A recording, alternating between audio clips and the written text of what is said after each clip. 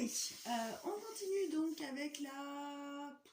Je sais plus où on en est, la cinquième vidéo, donc pour poursuivre l'enchaînement du cours. On a fini par le spine twist et je vais vous présenter le rolling like a ball.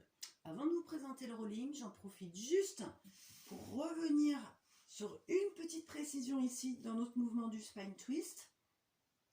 Faites très attention, prenez bien le temps de replacer vos 5 référentiels et faites bien attention de ne pas crisper les trapèzes en montant les épaules. Grandir dans le buste ne va pas avec monter les épaules, c'est même contraire. On peut sentir qu'on grandit dans le buste, qu'on se repousse du sol en allant chercher le plafond avec notre tête uniquement si on rentre le ventre, qu'on serre bien les côtes et qu'on baisse les épaules. On ne grandit pas en venant faire ça. Exercez-vous avant de faire votre spine twist. Vous pouvez souffler, rentrer le ventre après avoir remonté le plancher pelvien. N'oubliez pas que quand on souffle, on serre les côtes. Je ne l'ai pas assez souvent rappelé.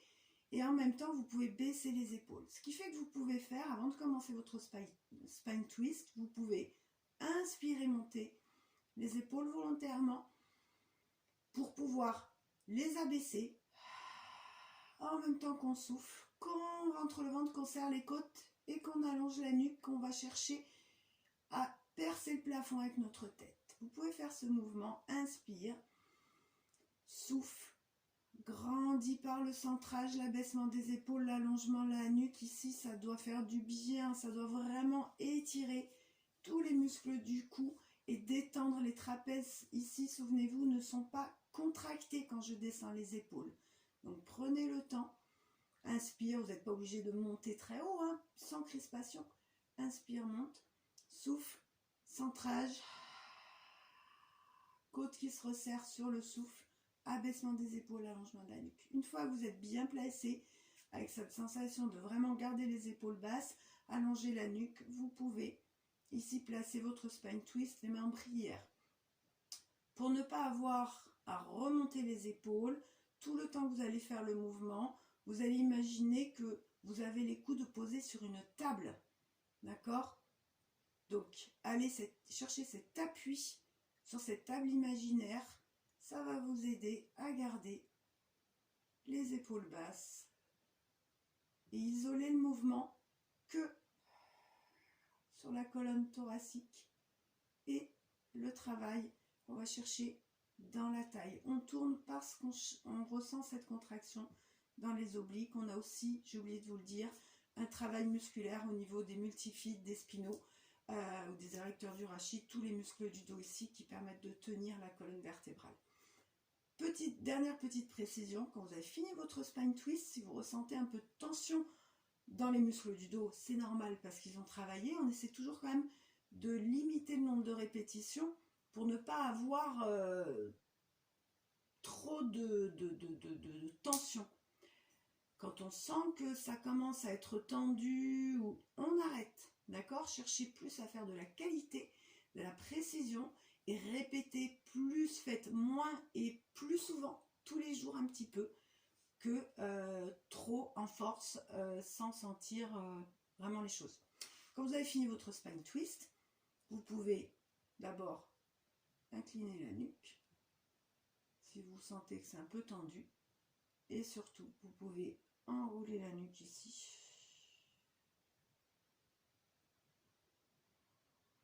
Inspirez et vous pouvez enrouler le reste de la colonne vertébrale. Amenez les bras loin devant, pas garder les bras repliés sur vous. Et laissez le dos s'étirer sur 1, 2 ou 3 grandes respirations. Puis vous déroulerez. Et on vient se placer de profil, les pieds un petit peu en avant du tapis, pour pouvoir faire le mouvement du rolling like a ball, qui est un mouvement dont l'objectif est la mobilisation de la colonne vertébrale et le renforcement des abdominaux.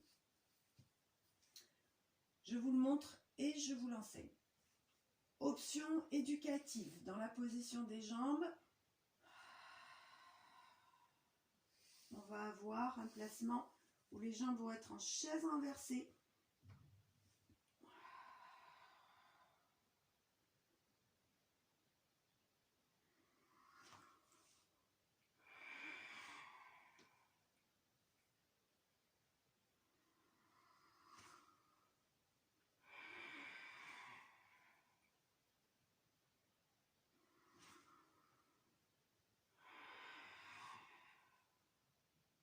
Deuxième option, les jambes sont plus resserrées, maximum 45 degrés. Ne venez pas complètement coller les talons aux fessiers.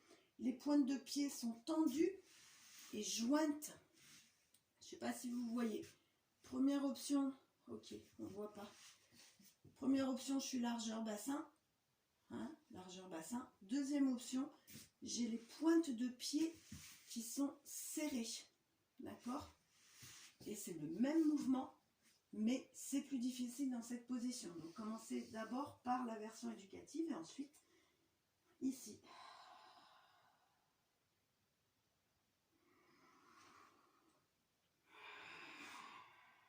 Si j'arrive pas à trouver l'équilibre, je peux poser les pieds et repartir. L'objectif, c'est de trouver un équilibre sur l'arrière des fessiers avec une bascule de bassin, un engagement abdominal et un dos allongé en forme de C. Le regard sur le nombril, les épaules basses, la nuque est allongée. Je plante pas le menton contre le sternum, je laisse l'espace d'une petite mandarine. Les mains sont allongées sur les tibias ou sur les chevilles.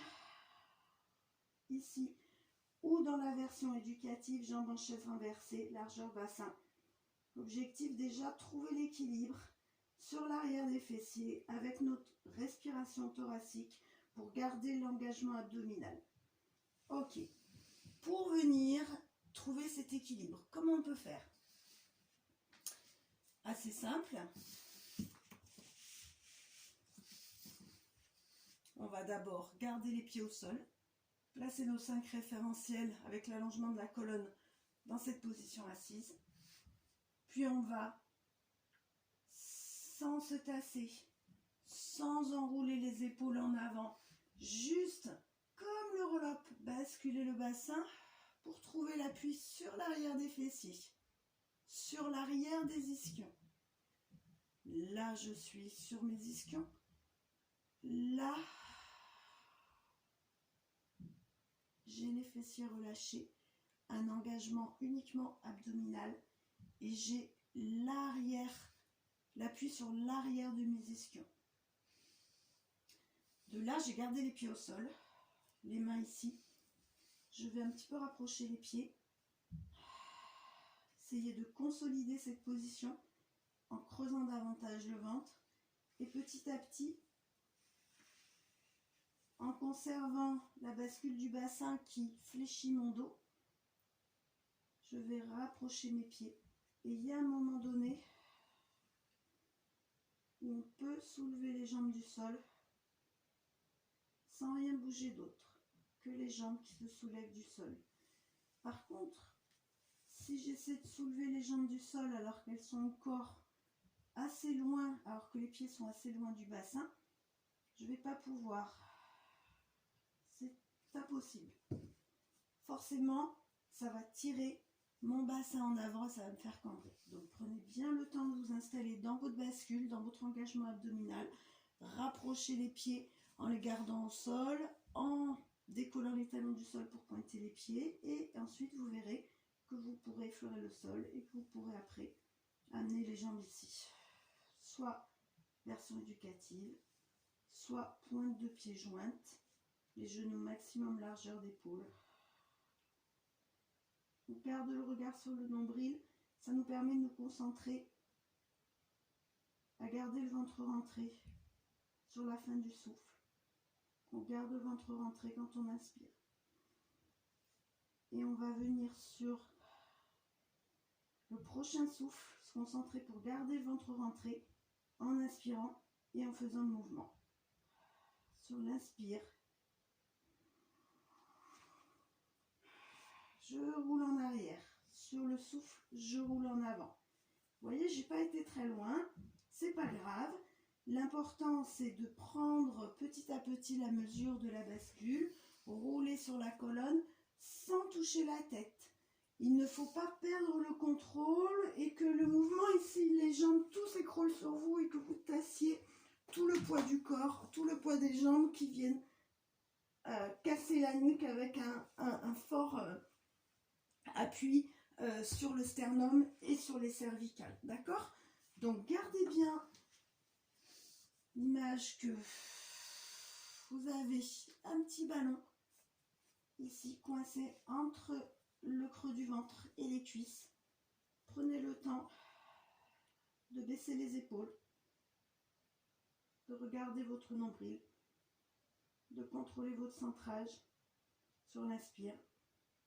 Et quand vous êtes prêt, vous commencez sur l'inspire à rouler en arrière sans toucher la tête, en essayant de pousser les fesses vers le plafond et rouler en avant sur le temps du souffle. Option, quand j'arrive pas à revenir sans réajuster l'équilibre, à ce moment-là, on pose les pieds. J'espère avoir été clair. Quand on a fini ce